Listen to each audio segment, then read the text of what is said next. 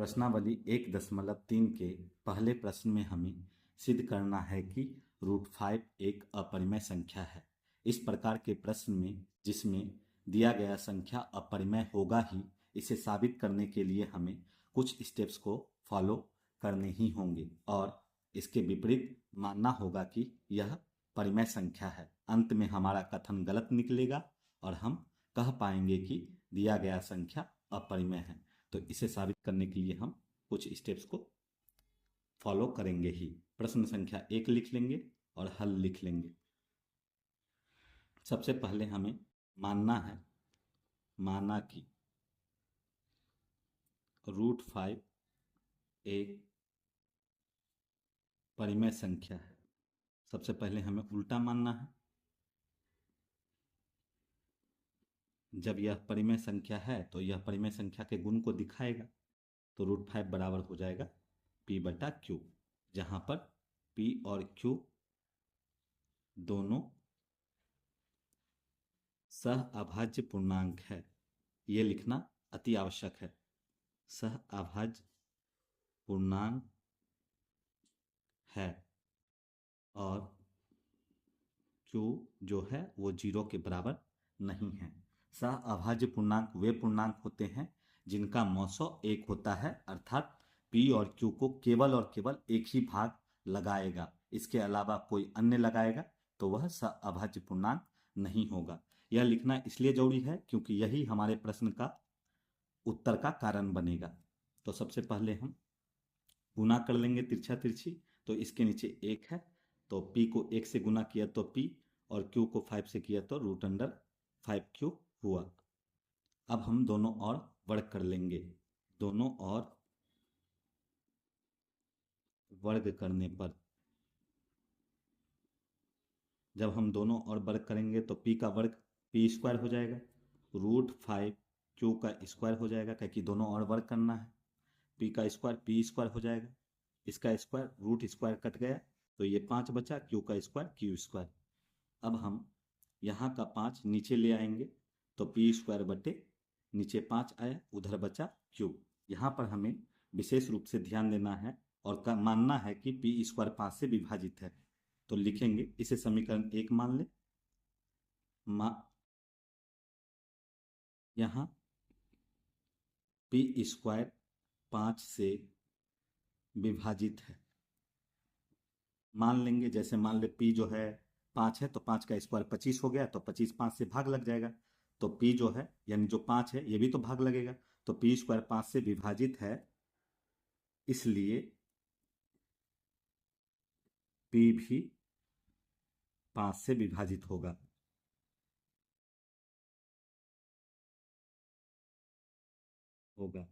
इसे हम समीकरण 1 मान लेंगे। यह समीकरण 1 ना होकर 2 होगा क्योंकि समीकरण 1 यहाँ था।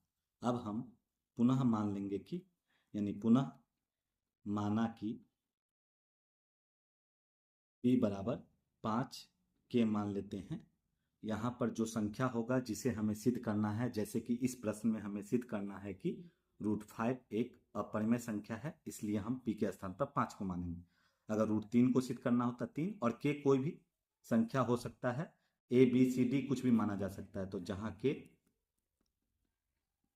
कोई धनात्मक पूर्णांक है,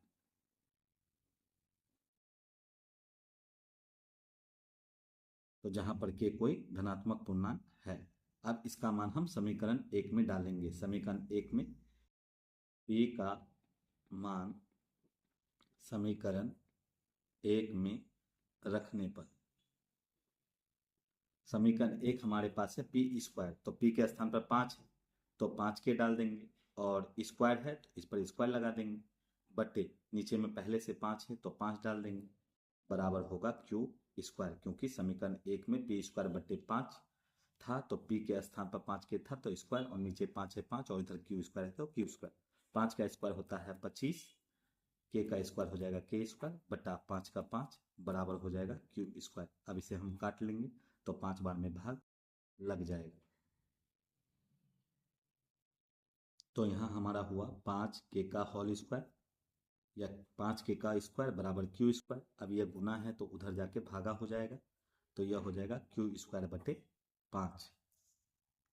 अब हम पाते हैं कि क्यू स्क्वायर 5 से विभाजित है, इसलिए क्यू भी 5 से विभाजित होगा, तो लिख लेंगे हम क्यू स्क्वायर 5 से विभाजित है, अर्थात क्यू स्क्वायर 5 से भाग लग रहा है, इसलिए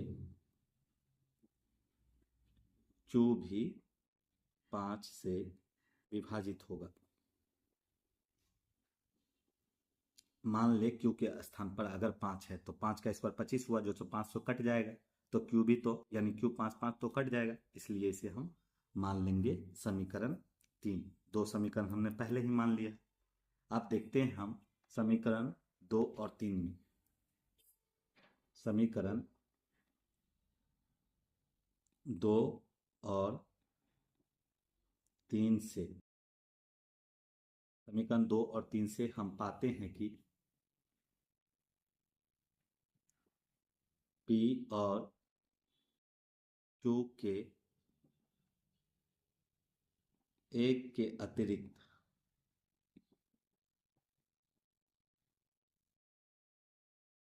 5 उभयनिष्ठ गुणनखंड है।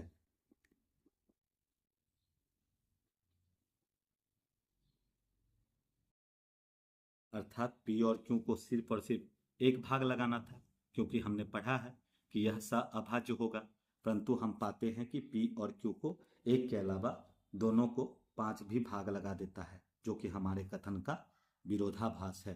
तो लिखेंगे जो हमारे कथन का विरोधाभास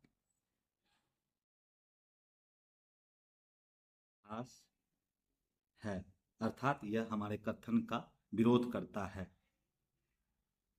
इसलिए √5 एक अपरिमेय संख्या है। तो चूंकि हमारा कथन का यह विरोध किया, और यह विरोध इसलिए उत्पन्न हुआ क्योंकि हमने गलत माना था कि यह संख्या परिमेय है, क्योंकि यह अपरिमेय संख्या है, इसलिए √5 एक अपरिमेय संख्या है, यह सिद्ध हुआ।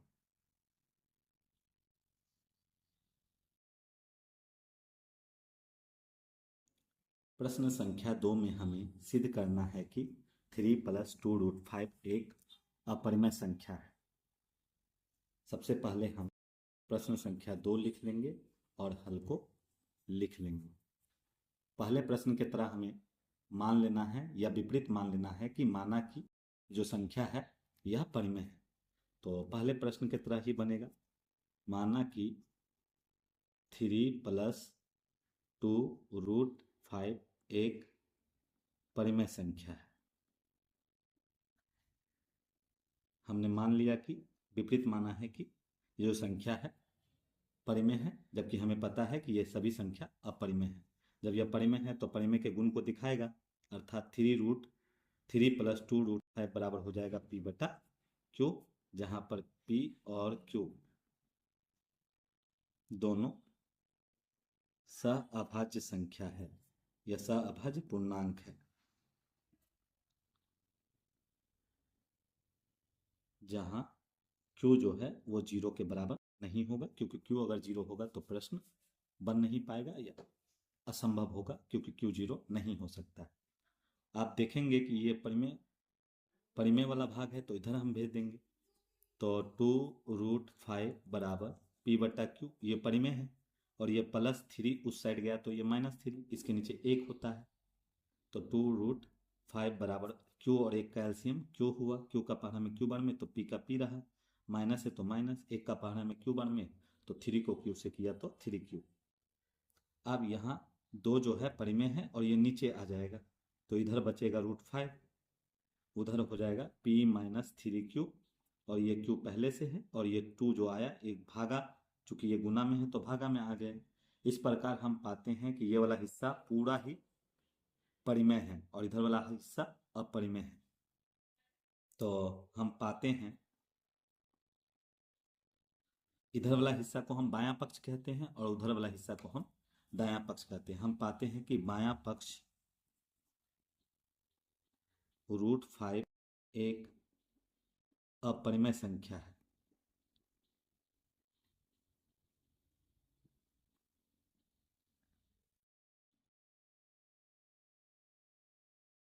जबकि दायां पक्ष p-3q/2q एक परिमेय संख्या है।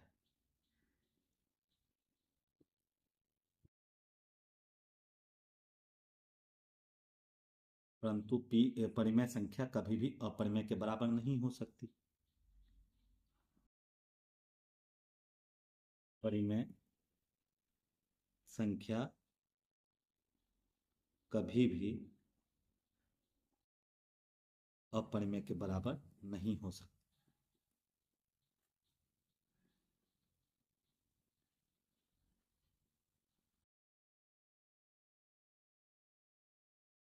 किंतु यहाँ बराबर है, और ये जो बराबर है हमारे गलत कल्पना के विरोधाभास से उत्पन्न हुआ है। नहीं हो सकती, जो हमारे कथन, हमारे गलत कथन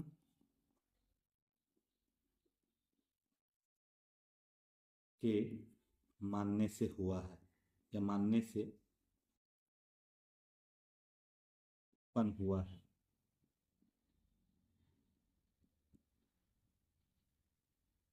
अतः 3+2√5 एक अपरिमेय संख्या है। हमने इसे परिमेय माना था, इसलिए यह प्रश्न गलत आया या हमारा कथन का विरोध किया। अपरिमेय संख्या है, यह हमारा इससे प्रश्न का उत्तर हुआ।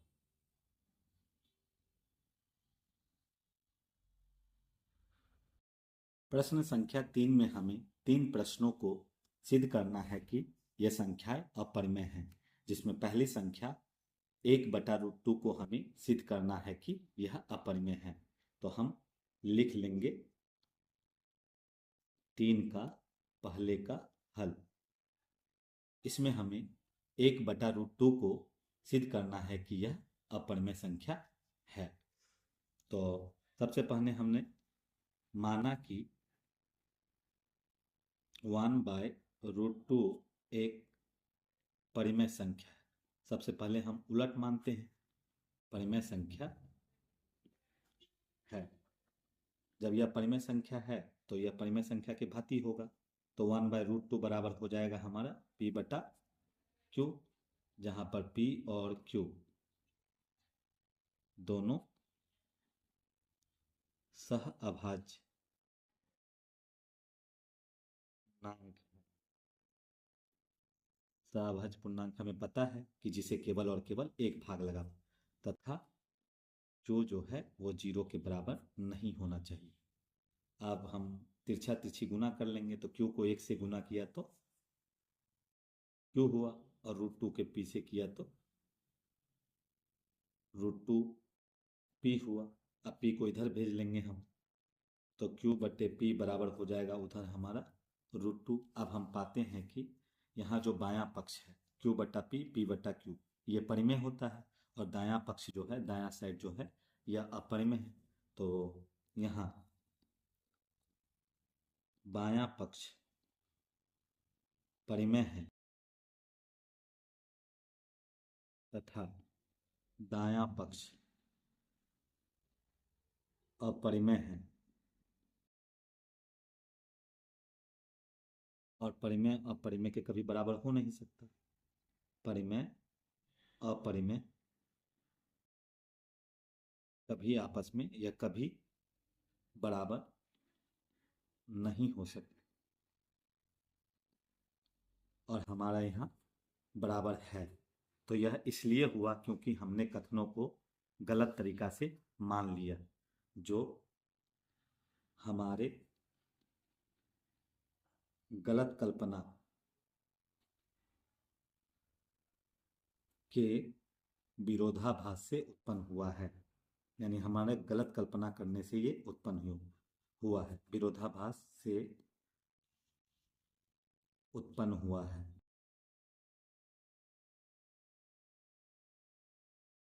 तब 1/√2 एक अपरिमेय संख्या है।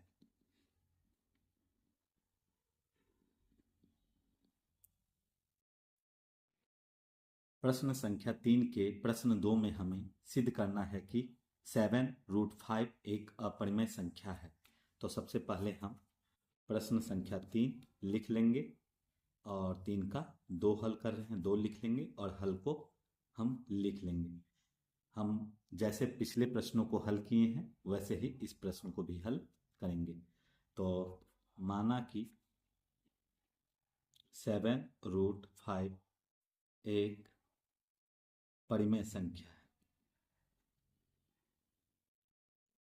हमने मान लिया विपरीत कि 7√5 एक परिमेय संख्या है। जब यह परिमेय है तो 7√5 पी जो है पी बटा क्यू के बराबर होगा, जहां पी और क्यू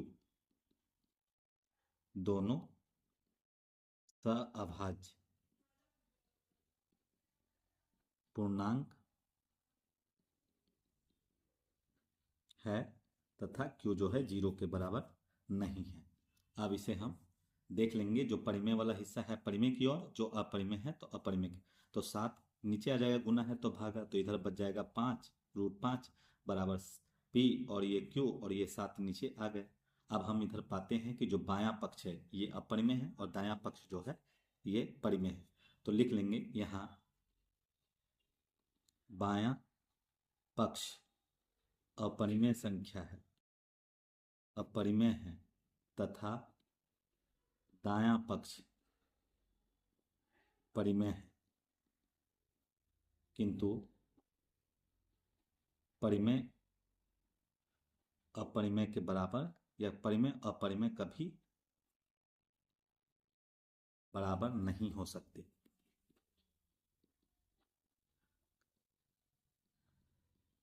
किंतु यहाँ बराबर हो गया है और ये बराबर जो हुआ है हमारे गलत तरीके से मानने से हुआ है, जो हमारे गलत कल्पना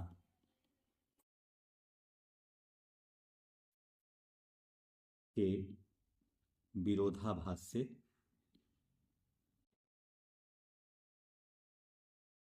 उत्पन्न हुआ है।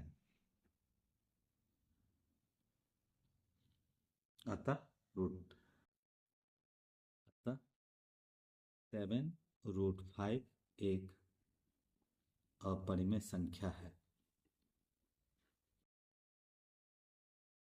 यह सिद्ध हुआ क्योंकि ये हो नहीं सकता था और ये हुआ है इसलिए कि हमने गलत माना है। प्रश्न संख्या 3 का 3 में हमें सिद्ध करना है कि 6+√2 एक अपरिमेय संख्या है। तो सबसे पहले हम प्रश्न संख्या 3 को लिख लेंगे और 3 का 3 को हमें हल करना है। तो सबसे पहले हम प्रश्न संख्या 3 का 3 हल लिख लेंगे और पहले ही प्रश्न की तरह मानेंगे कि यह संख्या यानी 6+√2 एक परिमेय संख्या है। तो माना कि 6+√2 एक परिमेय संख्या है। जब यह परिमेय है तो परिमेय के भांति काम करेगा। तो 6+√2 बराबर हो जाएगा पी बटा क्यू, जहां पर पी और क्यू दोनों सहअभाज्य पूर्णांक है तथा क्यू जो है वो 0 के बराबर नहीं है। आप जो परिमेय वाला हिस्सा है परिमेय की ओर भेज देंगे तो इधर बच जाएगा √2 और इधर p बटा क्यू और ये जो प्लस है उस साइड जाएगा तो माइनस हो जाएगा, इसके नीचे 1 हुआ तो √2 बराबर हो जाएगा क्यू और एक का एलसीएम क्यू हुआ, क्यू का क्यू कट गया, पी का पी रहा, माइनस है तो माइनस, एक का पहाड़ा में क्यू बार में तो 6 क्यू। अब हम पाते हैं कि ये जो बायां पक्ष है बायां साइड ये अपरिमेय है, जो दायां है वो परिमेय है। तो यहाँ बायां पक्ष अपरिमेय है तथा दायां पक्ष दायां साइड दायां पक्ष परिमेय है और दोनों बराबर है, किंतु परिमेय कभी अपरिमेय के बराबर नहीं हो सकता।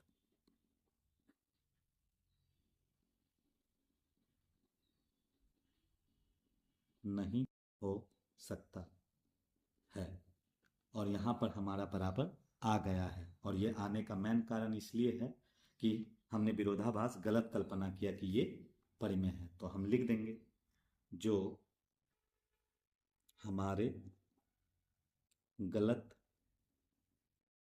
कल्पना का विरोधाभास से उत्पन्न हुआ, या के विरोधाभास से उत्पन्न हुआ है। अतः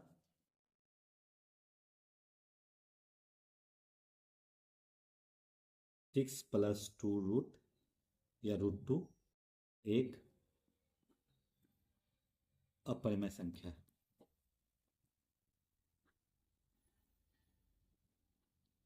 ये सिद्ध हुआ।